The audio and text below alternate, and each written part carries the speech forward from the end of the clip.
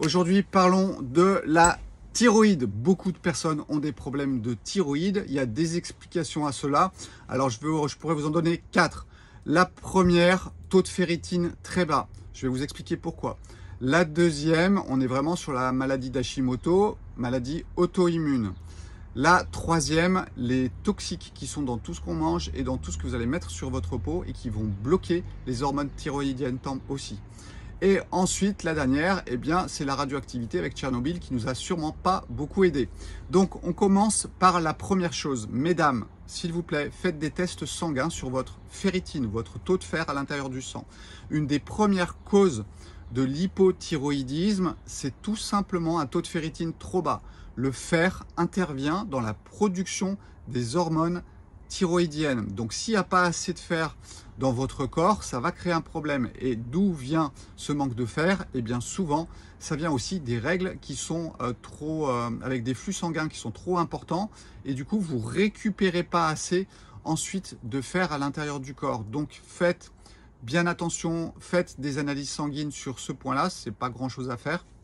Ça va bien vous renseigner sur votre taux de fer sanguin qui peut créer une hypothyroïdie parce qu'il n'y a pas le fer qui vient jouer dans l'équation de la création des hormones thyroïdiennes. Donc ça, c'est le premier point.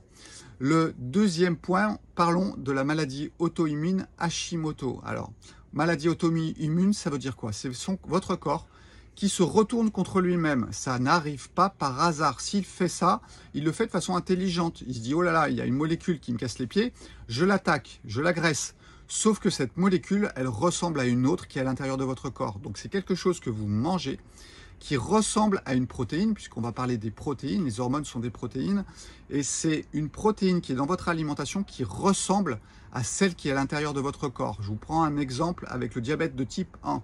Ça arrive dès le début au niveau de l'enfance, c'est vraiment aussi, il y a une prédominance au niveau de l'ADN. Et que se passe-t-il? Eh bien, les personnes qui vont manger des produits laitiers, ça va créer une réponse immunitaire en face de la protéine du produit laitier. Et cette protéine, elle ressemble énormément à votre protéine du pancréas. Et donc, votre corps attaque aussi tout ce qui ressemble. Donc, il attaque les protéines du pancréas et ça crée le diabète de type 1. Pour ce qui est de la thyroïde et Hashimoto, c'est exactement la même chose. Mais alors, où est cette protéine qui ressemble à ce qui peut se trouver à l'intérieur de ma thyroïde? Eh bien, tout simplement, le gluten est mis en avant et puis les produits laitiers aussi. Donc, ces protéines qui ont été notamment beaucoup manipulées au niveau du gluten vont créer des réactions du corps de façon auto-immune, c'est-à-dire que votre corps réagit et va agresser ce qui est à l'intérieur de ce que vous mangez, mais aussi va agresser à ce qui y ressemble. Et c'est bien sûr à l'intérieur de votre thyroïde.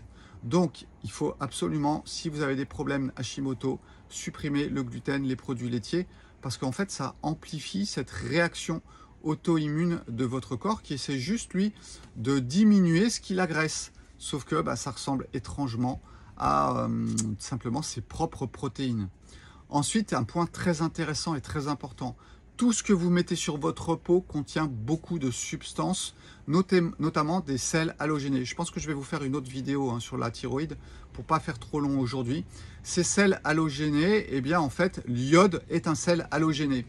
Quand vous avez la T3 et la T4, les deux hormones thyroïdiennes, eh bien elles sont créées avec 4 atomes d'iode ou 3 atomes d'iode. C'est pour ça qu'on les appelle T4 ou T3.